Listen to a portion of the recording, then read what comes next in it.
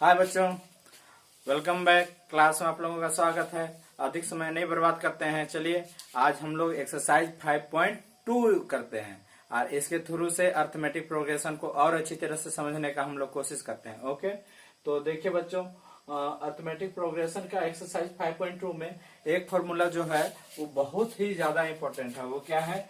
A N equal to A plus N minus 1 into D. Okay, तो A N actually है क्या? तो एक खास टर्म होता है ए एन। ओके, जिसमें टर्म का जो नंबर है वो निश्चित होता है। एन का वैल्यू अगर 8 होता है, जैसे यहाँ पर मैंने लिखा हुआ है ए 8। एक्चुअली इसमें हम लोग कौन सा टर्म के बारे में बात कर रहे हैं? इसमें हम लोग ए का अर्थमेटिक प्रोग्रेशन का 8वां टर्म के बारे में बात कर रहे हैं। ठीक है, तो इसको हम लोग लिखेंगे ए 8। ओके, तो इसी तरह से आगे बढ़ते हैं। ए क्या होता है? कोई भी एपी का पहला पद ए होता है। एन क्या होता है? वो मतलब एपी का वो एक खास टर्म होता है जिसके बारे में हम लोग बात करते हैं। और डी कॉमन डिफरेंस है ना। तो आगे देखते हैं। अब देखिए, एक पहला क्वेश्चन किसके ऊपर में निर्भर करता है? इसमें किसके ऊपर में हम लोग बात करते हैं? इसको समझना जरूरी है। तो इसमें हम लोग बात करते हैं, देखिए A D N A N, इसी के ऊपर में है। ओके, और इसी बस ये फॉर्मूला है। इस फॉर्मूला को आप लोग कभी छोड़िएगा मत। हर क्वेश्चन में आप लोगों का आने वाला है। इस फॉर्मूला का यूज हर एक क्वेश्चन में है। ओके, तो इसमें फोकस किए हुए रहना है अपना। और यहाँ पर पहला क्वेश्चन में बस आपको प्रैक्टिस कराया गया है कि हम लोग इस फॉर्मूला के थ्रू से, ये जो फॉर्मूला है इसके थ्रू से हम लोग ए का वैल्यू, डी का वैल्यू, एन का वैल्यू और ए एन का वैल्यू अलग अलग कंडीशन में किस प्रकार निकालते हैं। ओके, तो यहाँ पर हम लोग यहाँ पर एक प्रैक्टिस करते हैं, छोटा सा प्रैक्टिस करते हैं और इसके थ्रू से समझने की कोशिश करते हैं। ठीक है, यहाँ पर फॉर्मूला आप देखो। फॉर्मूला देखो, फॉर्मूला के ऊपर में फोकस किए रहना है। और हर एक फॉर्मूला, हर एक क्वेश्चन जो है इसी फॉर्मूला के ऊपर में चूंकि डिपेंड है, तो यहाँ पर ध्यान देना है। देखो बच्चों, इसमें क्या है? ए का वैल्यू है ना। ए का वैल्यू इसमें क्या है? 7 है। डी का वैल्यू 3 है। एन का वैल्यू 8 है और ए एन का वैल्यू हमें निकालना है। तो ए एन चूंकि हम लोग नहीं जानते हैं, इसीलिए इसमें एन का जो वैल्यू है ये हमें पता है ना। तो हम लोग अब किस टर्म के बारे में बात करेंगे? 8वां टर्म के बारे में। तो हम लोग क्या लिखते हैं? ए एन की जगह ए 8। ओके, और ये बस हम जिस भी मतलब जो भी जिसके बारे में हम लोग पता नहीं है तो उसका एक सिंबल डाल देना है। तो हम लोग यहाँ पर ए 8 डाल दिए हैं, ये हमारा सिंबल है। और ए के जगह में हम लोग लिखेंगे 7 है ना। और एन के जगह में हम लोग क्या लिखते हैं? 8 है ना। और इसी तरह से डी के जगह में 3 लिखते हैं। ठीक है, अब देख रहे हो ना। तो इस तरह से बहुत इजीली एक छोटा सा कैलकुलेशन होता है और इस कैलकुलेशन के थ्रू से हम लोगों को आंसर जो मिलता है, देखिए यहाँ पर क्या होता है? 7 प्लस यहाँ पर 8 माइनस 1। तो यहाँ पर 8 में 1 हटा दिए, 7 आया। 7 से 3 गुना करते हैं और इस तरह से हमें 21 मिलता है। 21 में 7 जोड़ते हैं तो हमें 28 मिल जाता है, जो कि हम लोग एक छोटा सा कैलकुलेशन है और आप इजीली कर सकते हो। और ये हम लोगों को एक आंसर मिल जाता है और ये हमारा एक 8 का एक वैल्यू है। ओके, आपको यहाँ पर इसको पुट कर देना है, लिख लेना है। ठीक है, और नेक्स्ट जो है क्वेश्चन आप देखो, यहाँ पर अगला में ए एन का एक वैल्यू दिया हुआ है। तो चूंकि वैल्यू दिया हुआ है तो उसको हमें पुट कर देना है। ओके, आप यहाँ पुट करते हो। देखो, सिर्फ इस फॉर्मूला का यूज यहाँ पर भी है। आगे जाते हैं। ए का वैल्यू यहाँ पर -18 है। आप देखो यहाँ पर दिख रहा है ना, -18। और उसके बाद में आप -18 यहाँ पुट करते हो। उसके बाद में एन का जो वैल्यू है 10 है। ठीक है ना। तो यहाँ पर 10 -1 करते हैं, मतलब n-1 होता है ना, तो यहाँ पर 10-1 करते हैं। फिर डी का जो वैल्यू है, डी का वैल्यू हमें निकालना है। चूंकि आगे बढ़ते हैं, इस -18 को LHS की ओर लेके आते हैं तो ये 18 हमें मिलता है। और इसके बाद में 10 में आप 1 माइनस करो तो यहाँ पर 90 आता है। और इसके बाद में आप इजिली एक कैलकुलेशन होता है कि 9 और 18 आपस में एक दूसरे को ये कर सकते हैं। तो यहाँ पर ऑटोमेटिक कट जाते हैं। डी का वैल्यू मिलता है हमें 2। ठीक है, अब आगे देखते हैं। ये 2 नंबर का क्वेश्चन हम लोगों का इजीली सॉल्व हो जाता है और यहाँ पर आप लिख सकते हो क्या? 2। ठीक है, अब नेक्स्ट 3rd नंबर का क्वेश्चन के ऊपर हम फोकस करना है। ये क्या है? 3rd नंबर का क्वेश्चन। ठीक है, तो यहाँ पर मैंने उल्टा लिख दिया है, बट यहाँ पर जगह की कमी होती है, ठीक है ना। तो बट आपको ये है इसको ओके। अब आगे देखते हैं, इसमें क्या है, ए एन का वैल्यू क्या है, -5 हमने लिख दिया है। और ए का वैल्यू चूंकि हम लोगों को देखते हैं यहाँ पर ए का वैल्यू दिया हुआ नहीं है, तो ए का एक हम सिंबल ही क्यों लिख के छोड़ देते हैं, ठीक है। एन का वैल्यू क्या है, एन का वैल्यू 18 है, तो यहाँ पर 18 की जगह में 18 ही रखते हैं, 18 - 1, ठीक है ना, क्योंकि यहाँ पर n-1 रखते हैं। आगे क्या होता है कि डी का जो वैल्यू है वो -3 है, तो -3 हम लोग लिखेंगे। और यहाँ पर 18 में आप 1 माइनस करोगे तो ये क्या हो जाता है 17 से -3 को आप मल्टीप्लाई करोगे तो -51 आता है। और इस तरह से आपको देखोगे आरएचएस में आपको A-51 आता है, ठीक है। अब आप क्या देखते हो, नंबर्स को एक तरफ हम लोग लेके आते हैं, तो इस तरह से हमें ए का एक वैल्यू मिलता है, वो क्या है 51 में आप यहाँ पर क्या होता है -51 को आप एलएचएस की ओर लेके आते हो तो ये प्लस में पॉजिटिव में आ जाता है, देखे। और इस तरह से आपको एक वैल्यू मिलता है, क्या है 46, ओके। इजिली एक कैलकुलेशन है, आप देखो आराम से कर सकते हो। नेक्स्ट आप 4 नंबर में यहाँ पर अच्छा से नहीं दिख रहा है, तो यहाँ पर बता रहा हूँ कि ये 4 नंबर का है, ओके। तो 4th नंबर में आपको देखो यहाँ पर ए एन का जो वैल्यू है वो क्या है 3.6, ओके। तो यहाँ पर ए एन का वैल्यू हम क्या लिखते हैं 3.6। नेक्स्ट क्या है ए का वैल्यू, इसमें आप देखो ध्यान से देखना यहाँ पर कि -18.9 है, तो ए का वैल्यू हम लोग यहाँ पर पुट कर दिए। नेक्स्ट एन का वैल्यू चूंकि हम लोग इसमें निकालना है तो हम लोग एन का वैल्यू मतलब यही रखते हैं, है ना। ये बार बार आता है क्वेश्चन में, है ना, ये क्वेश्चंस में बार बार आता है। 4th नंबर जो है बहुत अधिक क्वेश्चन में पूछा गया है, आपके एग्जाम्स में बार बार आते हैं ये क्वेश्चन, और ये 5th नंबर भी, ओके। तो नेक्स्ट एन का जो वैल्यू है चूंकि हम लोग को पता नहीं है तो n-1 ही रखेंगे। और डी का वैल्यू क्या है, आप देखो यहाँ पर डी का वैल्यू क्या है 2.5, ओके। तो आप यहाँ पर कंफ्यूज मत होना आप, और ये मल्टीप्लाई नहीं करना है, ओके। अब कहीं पर भी आपको n-1 की जगह यहाँ पर रहेगा तो आप मल्टीप्लाई नहीं करना है आपको। देखो इजीली निकलता है, आप मल्टीप्लाई नहीं करना। कैसे निकलता है ध्यान से देखो, -18.9 ये आपका इसका जो ए का वैल्यू है, इस ए का वैल्यू को आप एलएचएस की ओर आप भेजते हैं तो ये आपको मिलता है, और इन दोनों को एडिशन करते हैं तो एडिशन हमें 22.5 मिलता है। आरएचएस की ओर देखें तो ये आपका n-1 मल्टीप्लाई नहीं करना है, आपको पता है, तो 2.5 से आप ये सेम ही रखते हो। उसके बाद में n-1 को हम लोग डायरेक्ट रखते हैं, एक छोटा सा कैलकुलेशन होता है, और इसके थ्रू से अब फर्स्ट में क्या करो, इसको इधर भेज दो, है ना। तो इसके थ्रू से हमें क्या मिलता है 22-5, ओके। 22.5 सॉरी, माइनस मैंने बोला उसके लिए सॉरी। तो यहाँ पर 22.5/2.5, ओके। अब उसके बाद में -1 को भी आप भेज दो इधर, है ना, राइट हैंड साइड में, सॉरी एलएचएस में लेफ्ट हैंड साइड में आप भेज देते हो। तो यहाँ पर ये इसके साथ में क्या होता है, यहाँ पर नेगेटिव साइन है, ये पॉजिटिव साइन में ये चेंज हो जाता है ना। तो इस तरह से ये एक वैल्यू आपको मिलता है। ये दोनों आपस में कट सकते हैं कितने बार में, ये 9 बार में, ओके। अब यहाँ पर डायरेक्ट n का जो वैल्यू होता है वो क्या है 9+1, ओके। इजीली हमको मिल गया ये, तो देख रहे हैं बहुत इजीली ये सोल्व हो रहा है। आगे आप देखो, है ना, क्योंकि ये क्वेश्चन क्यों बार बार आता है ये आप समझने की कोशिश करो। इसमें 3.5 और ये जो डी का वैल्यू है ये 0 है ना। तो जब क्वेश्चन में ये जानना, मतलब क्वेश्चन पूछा जाता है जब डी का वैल्यू 0 है, तो क्या स्टूडेंट को सचमुच में अच्छा तरह से ये पता है कि एपी में अगर डी का वैल्यू 0 है तो वो किस फॉर्म में जाता है ना। इसी चीज को जांचने के लिए स्टूडेंट के साथ में एग्जाम्स वगैरह में बार बार में ये क्वेश्चन पूछा जाता है। तो आप क्या होता है इसमें, आप ध्यान से देखो, ए का वैल्यू आपने रख दिया और n-1 करके ये वैल्यू आप पुट कर देते हो जब, तो ए एन का वैल्यू जो कि इसमें निकालना है हमारा ए एन का वैल्यू, ओके।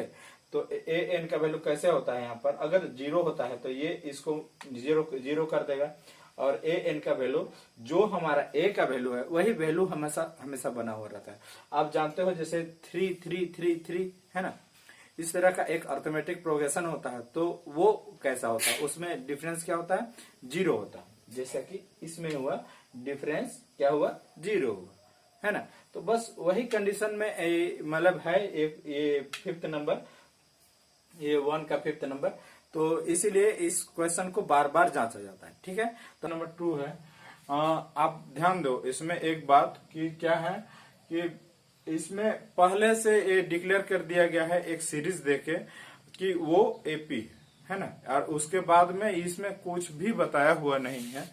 अब आप देखो यहाँ पर कि इसमें सीरीज के ऊपर हम फोकस करते हैं सबसे पहले, है ना, सीरीज के ऊपर फोकस करते हैं। देखिए ये सीरीज है 10 7 4 डॉट डॉट डॉट, ओके।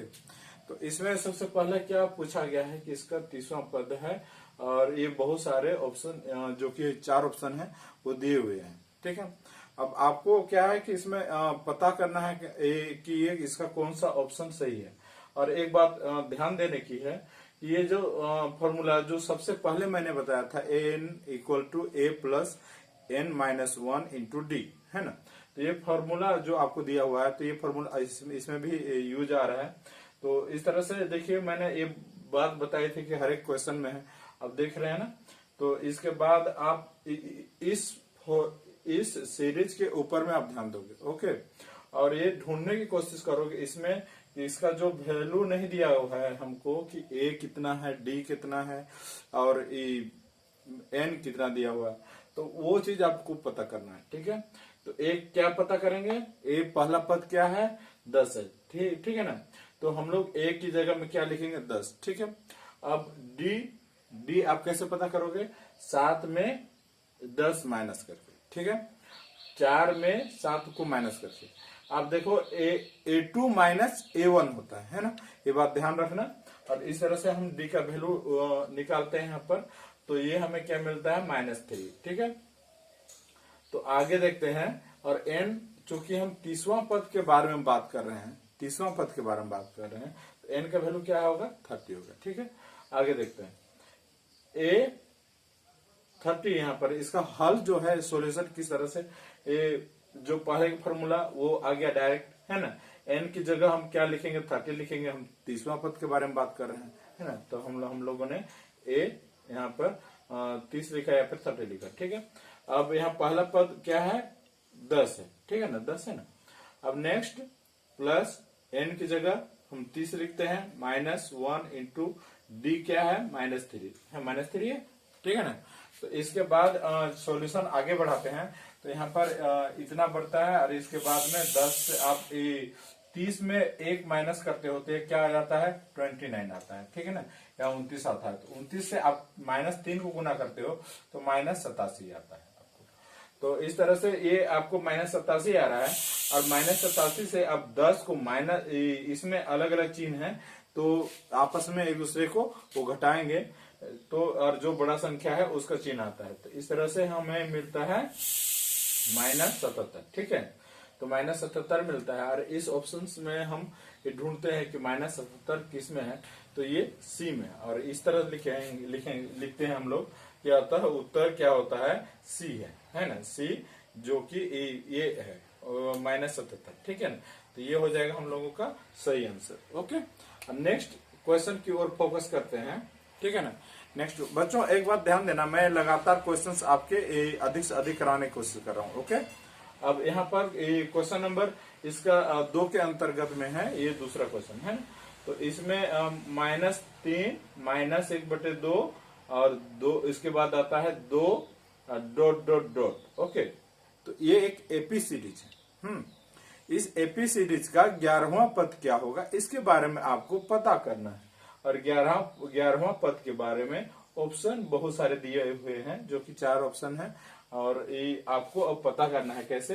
पहले तो आप क्या पता करोगे, ए का वैल्यू क्या है, डी का वैल्यू क्या है, एन का वैल्यू क्या है, वगैरह वगैरह, है ना। तो इतना ही, ज्यादा इससे अधिक नहीं करना है, ए डी और एन का ही, है ना। मतलब हम लोग 3 पद के बारे में, 3 जो चीज है हम लोगों की जरूरी चीज, उसके बारे में पता करते हैं। तो डी का वैल्यू आप देखो, पहला पद जो होता है वो आपका -3, तो -3 आपका यहाँ पर आ गया, जो कि ए का वैल्यू हो गया, है ना। ये तो ऑटोमेटिक आ जाता है, ठीक है ना, ये कोई दिक्कत नहीं है। अच्छा, 11वां पद के बारे में बात कर रहे हैं, मतलब जो कि एन का वैल्यू आ जाता है, ठीक है। और डी क्या होता है, दूसरे पद से, मतलब कोई भी दो पद के बीच का डिफरेंस आप करते हो, है ना, कोई भी दो पदों के बीच में डिफरेंस, उत्तरोत्तर पदों को, मतलब एक पद मेरे बाद वाले जो पद है ना, उस पद से आप मतलब उत्तरोत्तर पद में क्या होता है कि -3 का उत्तरोत्तर पद क्या है, -1/2। तो इन -1/2 से आप घटाओ क्या, -3 को, ठीक है। इस तरह से इसके बीच का एक कॉमन डिफरेंस जो है वो आप पता करते हो। ये नहीं कि -3 से आपको इसको घटाना है, ये नहीं, है ना। तो आप ठीक से इस बात को ध्यान देना। और आगे कॉमन डिफरेंस आप जब निकालते हो, -1/2 से -3 को आप जब घटाते हो तो आपको मिलता है यहाँ पर 5/2, ठीक है। आगे देखते हैं। अब यहाँ पर भी सेम टू सेम हम इस फॉर्मूले का ही यूज है ना, मैंने लिखा नहीं है, बट देखिए A11 है ना, A11 मतलब ए का 11वां पद, ओके, एपी का 11वां पद, इस एपी का 11वां पद इक्वल टू, मैं ए का वैल्यू आपने यहाँ पर लिखा, मतलब -3 प्लस एन का वैल्यू जो है 11 -1 इंटू डी का जो वैल्यू है 5/2, है ना। इस तरह से आप जब करते हो तो 11 से आप -1 को जब घटाते हो तो आपको क्या मिलता है, 10, है ना। 10 से आप क्या कर देते हो, क्या करते हो आगे कि 5 को मल्टीप्लाई करते हो, तो आपको क्या मिलता है, 50/2। अब इसके बाद में क्या करते हो आप कि -3 से इस, मतलब एक फ्रैक्शन का इसमें कैलकुलेशन होता है, तो इस कैलकुलेशन करने से आपको मिलता है यहाँ पर 22, ओके, 22 मिलता है। और आप ये पता करते हो कि इस ऑप्शन में कौन सा ऑप्शन अब हमारा सही है। तो देखो आराम से आप ढूंढ लेते हो कि इसमें से बी ऑप्शन, जिसमें कि हमारा ये 22 आंसर है ना। तो ये 22 जो है आंसर, ये सही है ना। तो ये क्वेश्चन 3 का है, ओके। अब ध्यान दो, इसमें थोड़ा फोकस करो, ओके। दो यहाँ पर डैश है 26, मतलब एक पद हमें पता नहीं है, ठीक है। कुछ पद इसमें क्या कर दिए गए हैं, विलुप्त कर दिए गए हैं, और उन्हें खोजना किस है, आपको, ठीक है। तो आप कैसे मतलब उन पदों को ढूंढोगे, बस इसका ट्रिक आपको समझना है, ठीक है। कुछ पद जो है जिसमें कि आपको क्या है कि देखिए, चौथा नंबर का, इसमें ए का पद आपको पता है, इसमें पता है, और पहला में पता है, ठीक है।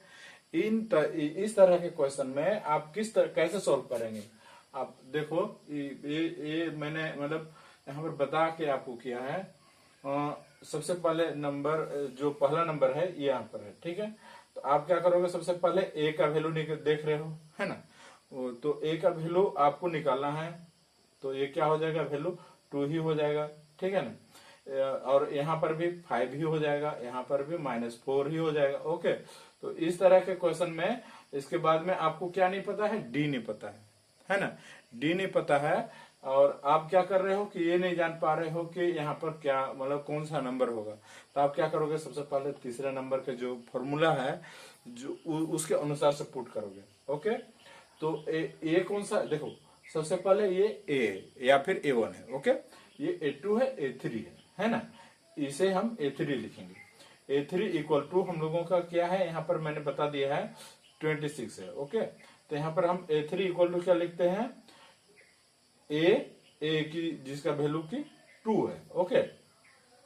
A प्लस N-1D, जो कि एक हम लोगों का इसका फॉर्मूला है, जिसको कि हम लोग शुरू से यूज करते चले आ रहे हैं। और देखिए क्वेश्चन नंबर 3 में भी आप उसका यूज करोगे, 4 में भी, 5 में भी, सभी जगह, है ना।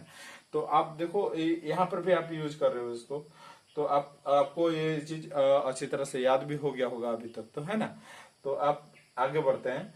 तो यहाँ पर n का वैल्यू क्या है, A3 है, इसलिए n का वैल्यू 3 हो गया, ठीक है। अब यहाँ पर n का वैल्यू n-1 करते हैं, इंटू डी होता है। अब यहाँ पर a3 इक्वल टू क्या है 26, तो हम यहाँ पर 26 लिखेंगे, ठीक है ना। अब यहाँ पर पहला पद का वैल्यू 2 है, तो हम 2 लिख चुके हैं, और 3 में 1 घटाते हैं तो हमें 2d इस तरह से मिल जाता है। 3 में 1 तो ये 2 और इसके बाद d है। अब उसके बाद हम क्या करते हैं कि जो नंबर है उसको एक और एलएचएस की ओर भेजते हैं, तो हमें 24 मिलता है, और 2 और 24 जो आपस में ये दोनों कट सकते हैं, तो इन्हें हमने काट देना है। अब कभी कभी ये धोखा दे देता है मेरा, हाँ। तो यहाँ पर ये आपस में करते हैं कितने बार में, 12 बार में कर देते हैं, ठीक है। तो हमें यहाँ पर अच्छा से काटना है, ठीक है। तो ये डी का वैल्यू क्या आ जाता है हम लोग को, डी का वैल्यू 12 आ जाता है, ठीक है। तो जब डी का वैल्यू 12 आ जाता है आपको, तो आप समझ लेना है कि अब a2 कैसे करोगे। a2 a प्लस डी होता है, ठीक है ना। तो a2 a जब हम लिख रहे हैं तो पहला पद लिखना है जो कि हमारा 2 है, और उसमें 12 जोड़ते हैं, तो इस तरह से हमें ये a2 का वैल्यू मिल जाता है। a3 अगर लिखना होता है, सपोज दैट a3 अगर हमें नहीं पता है तो क्या करते हैं, इसमें फिर 12 जोड़ते है ना, और उसके बाद फिर पता नहीं है, सपोज दैट इसमें बहुत सारे हैं पता नहीं, तो फिर 12 जोड़ते जाते हैं और हम लिखते जाते हैं डॉट डॉट डॉट, ठीक है। तो अब इसी तरह से अब आप करोगे क्या कि यहाँ पर कुछ पद आपको पता ही नहीं है ना। क्वेश्चन नंबर 2 जो आपको अब मैं कहना चाहूंगा कि question number 1, question number 3, question number 4 एक तरह के क्वेश्चन है, ओके, सेम तरह के क्वेश्चन है। बस यही है कि इसमें पद जो है हमारे या टर्म्स जो हैं बाकी के क्वेश्चंस में अधिक हैं, तो आप उससे घबराना मत, है ना, डरने की बात नहीं है। जो भी डिफरेंस आएगा इसमें क्या है, एक बार जोड़ेंगे, इसमें 2 बार जोड़ेंगे, और इस तरह से हम लिखते चले जाएंगे। जो भी इसमें आप वैल्यू पुट करोगे, और कॉमन डिफरेंस जो आप जैसे कि यहाँ पर आप कॉमन डिफरेंस हमारा क्या आ गया 12 आ गया ना, तो उसको मतलब उतना ही बार जोड़ते जाते हैं, मतलब 5 में जो भी कॉमन डिफरेंस इसमें आप पाओगे उसको हम लोग जोड़ेंगे, तो ये मिल जाएगा हमें, फिर उसके बाद फिर से ये मिल जाएगा, ओके। आगे देखते हैं क्वेश्चन नंबर 2 जिसमें हमें ए भी नहीं पता, डी भी नहीं पता, कुछ भी पता नहीं, है ना। तो अब हम इसमें थोड़ा सा ध्यान देंगे कैसे कि सबसे पहले तो हम देखिए ए भी नहीं पता, डी भी नहीं पता, ये सबसे पहले लिख दिए। अब हम क्या करेंगे कि हमारे पास में क्या है, ये A2 है और A4, ओके। तो A2 को एक्चुअली लिखते कैसे हैं, A2 को क्या करते हैं, लिखते कैसे हैं, a प्लस डी की तरह से हम लिख सकते हैं। अब यहाँ पर ध्यान देने वाली बात है, क्या बात है, अब ध्यान दो, a plus D equal to 13, हमें एक हिंट्स मिल गया, है ना, कि a और d को आप जोड़ोगे तो आपको क्या मिलेगा 13, ओके। तो 13 जब मिलेगा तो सिर्फ a बराबर क्या हो जाएगा, 13 में d को माइनस कर देंगे, ओके। तो a का एक मान आपको मिल गया, एक वैल्यू मिल गया, है ना। अब आपने पा लिया a, ओके। अब आप क्या करोगे, इस a का वैल्यू को हम रखते हैं किस पे, A4 पे, ओके। A4 हमारा है 3 है, तो A4 को हम लोग एक्चुअली लिखते कैसे हैं, a प्लस n-1d, है ना। हमें चूंकि ए और डी पता नहीं है, तो इस तरह से हम लिख सकते हैं। ये मैंने बताने की कोशिश की आपको, और आपको भी समझने की कोशिश करनी है ना।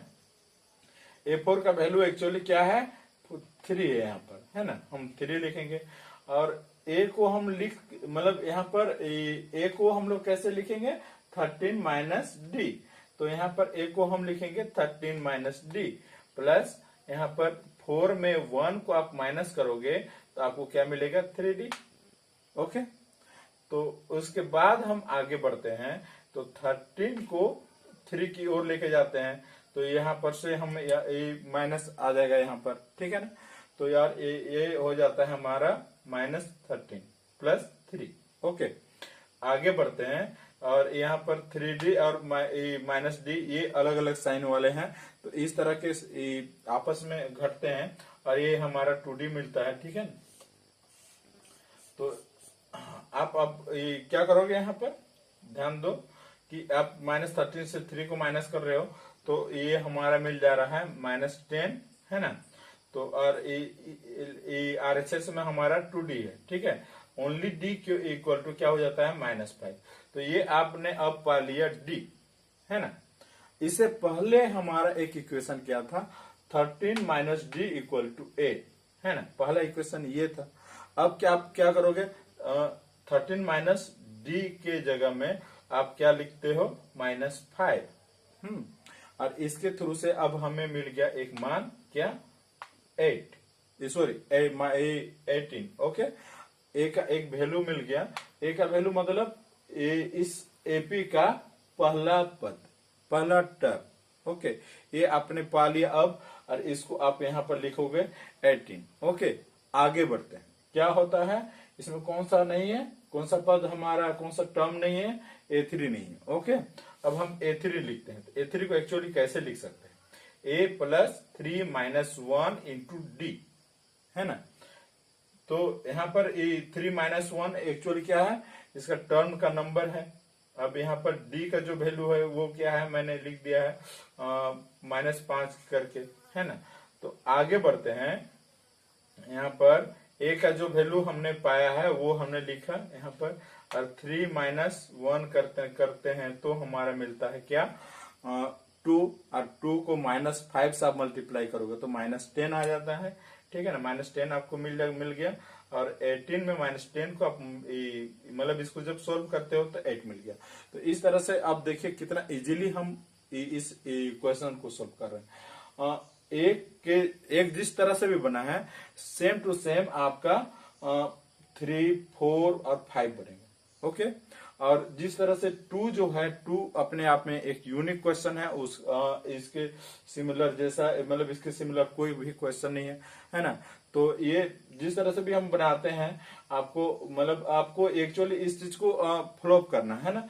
2 की तरह ही आपका 5 बनेगा एक्चुअली, है ना। 2 के सेम टू सेम 2 के जैसे 5 बनेगा। और इस चीज को आपको याद करना है, और ये क्वेश्चन जो भी बाकी क्वेश्चंस है आपको बनाना है, ओके। ये आप टास्क समझो या फिर जो भी है सीखने की भावना के थ्रू से आपको इसको करना है। क्वेश्चन नंबर 4 है ना, बहुत इजीली बनता है। कैसे बनेगा आप जान दो, है ना। एक एपी दिया हुआ है, ये उसका सीरीज है, और इसमें ये पूछा गया है कि कौन सा पद क्या है, 78 है, ओके। तो आप क्या करो इसमें कि एन हम लोगों को मिल गया क्या, 70, ओके। एन का नंबर पूछा जा रहा है, मतलब एन का वैल्यू पूछा जा रहा है कि कौन सा नंबर में 78 आएगा, ओके। तो अब देखो एन, यहाँ पर एक्चुअली हम लोग जानने की कोशिश करते हैं क्या क्या हमें मिला। एन मिला, है ना, 78। ए मिला पहला पद, ठीक है। डी डिफरेंस, कॉमन डिफरेंस, वो निकालने की कोशिश हमने की है, A2 - A1 करके। तो यहाँ पर निकालेंगे 8 से 3 को माइनस करेंगे तो हमें 5 मिलता है। कॉमन डिफरेंस हमें मिल गया 5, ओके। अब आप क्या करो, एन डायरेक्ट निकाल दो, डायरेक्ट फॉर्मूला में पुट कर दो और निकाल दो, निकल जाएगा, एन का वैल्यू हमें मिल जाएगा, ओके। इस तरह का हम लोग पहले भी कर चुके हैं। तो आगे आइए करते हैं आगे। N equal to A + n - 1D, है ना, 1 × D। तो ये जो फॉर्मूला है इसको हम लोग जानते ही हैं, है ना। तो अब आगे देखते हैं, एन का जो वैल्यू है, बाकी जो भी वैल्यू जिसको हम लोग जानते हैं सभी को हमने पुट किया हुआ है इसमें। एन का डाला है, ए का वैल्यू डाला है, एन का वैल्यू हमें नहीं पता तो एन का सिंबल ही डाल दिया, ठीक है ना, और डी का वैल्यू डाल दिया। इसके बाद में जो भी संख्याएं मतलब आपस में जिनके बीच में संक्रिया हो सकती है या फिर उनके बीच में जोड़ घटाव या गुना कुछ भी हो सकती है, तो वो हमने करने की कोशिश की है। देखिए यहाँ पर 3 को हमने इधर लेफ्ट हैंड साइड में एलएचएस में भेजा, तो यहाँ पर 78 से ये घट जाता है और 75 हो जाता है, ठीक है ना। अब यहाँ पर 5 और इनके बीच में कुछ हो सकती है, तो हमने 5 से इसको डिवाइड का हो सकता है, तो यहाँ पर डिवाइड किया है 5 से इसको, तो यहाँ पर डिवाइड हो सकता है। तो ये आपका 15 टाइम। ओके, बस 15 टाइम में ये क्या है, तो हमें क्या मिलता है, n-1 इक्वल टू 15। अब यहाँ पर सिर्फ ओनली n, मतलब सिर्फ n का वैल्यू जो है वो कितना है, तो वो है ये 16 आता है, ठीक है ना। तो अब हमें ये आंसर मिल गया, यही हमारा आंसर है ना, यही हमारा आंसर है। अभी हम क्वेश्चन नंबर 5 में, जिसमें कि एक सीरीज दिया हुआ है, एपी का एक सीरीज दिया हुआ है जो कि एक संख्या तक आके रुक जाती है। जैसे यहाँ पर 205 तक आके रुक गई। ओके, ये आपका एपी है। अब आपका पहला पद इसमें कैसे निकालेंगे, आप इसमें ढूंढो कि इसका ये जो लास्ट नंबर 205 है, इस 205 आने तक कुल मिला के कितने पद हुए, मतलब n का नंबर जो है वो कुल मिला के कितना है ना। बस यही आपको जानना है। पहले इस सीरीज में से आपको क्या क्या करना है वो मैं बताता हूँ कि आपको a, d, n और a, n जिसके जिसके आप सकते हो वैल्यू निकालो। ओके, तो आप a का वैल्यू निकालते हो, इसका पहला पद है इसलिए a का वैल्यू 7 होगा, d का वैल्यू 13 - 7 करोगे तो आपको 6 मिल गया। ओके, और n का वैल्यू नहीं पता, कोई बात नहीं, a n यहाँ पर 205 जो हमारे आते ही यही हमारा a n होगा, और a n में हमें n का वैल्यू नहीं पता है, वही पता करना है। ओके, तो देखो इसमें हल, इसका सॉल्यूशन किस तरह से है। ये फॉर्मूला आपको याद है ना, कि बार बार मैं कह रहा हूँ कि सिर्फ इसी फॉर्मूले पे बेस्ड है क्वेश्चन। अब देख ही रहे हो, है ना। अब यहाँ पर a n का जो वैल्यू है हम रखते हैं, सिर्फ इसी फॉर्मूले पे आप अपना वैल्यू सारा पुट कर दो, आपका जो सॉल्यूशन है वो आ जाता है। जैसे देखो यहाँ पर n-1 है ना, n का वैल्यू नहीं पता, हमने सिंबल लिखा, ठीक है। d का वैल्यू हमारा 6 है। नेक्स्ट a का जो भी वैल्यू है 7, उसको LHS की और हमने भेज दिया, तो 205 में 7 घटता है, ये 198, और RHS में हमारा आता है n-1 × 6। ओके, ये जो रेस्ट बचा हुआ नंबर है, और इसके बाद में 198 से 6 डिवाइड कर जाता है यहाँ पर, तो ये कट के बचता है आपका 33, ठीक है। और इधर आपका अगले पक्ष में होता है n-1, तो n-1 इक्वल टू होता है 33, और 1 को हम लोग अगले पक्ष की ओर भेजते हैं, RHS की ओर, तो ये आपका माइनस है, इधर आके पॉजिटिव हो जाता है, और ये हो जाता है, n का वैल्यू मिलता है 34, ठीक है। तो सेम टू सेम जो 5th नंबर में है, सेकंड क्वेश्चन है, तो वो भी इसी के जैसे है ना, तो उसको आप प्लीज बनाने की कोशिश करो। ठीक है बच्चों, इसके बाद मैं एक नया वीडियो लेके आऊँगा जो कि आपका सारा प्रॉब्लम का सॉर्ट आउट करेगा, ठीक है।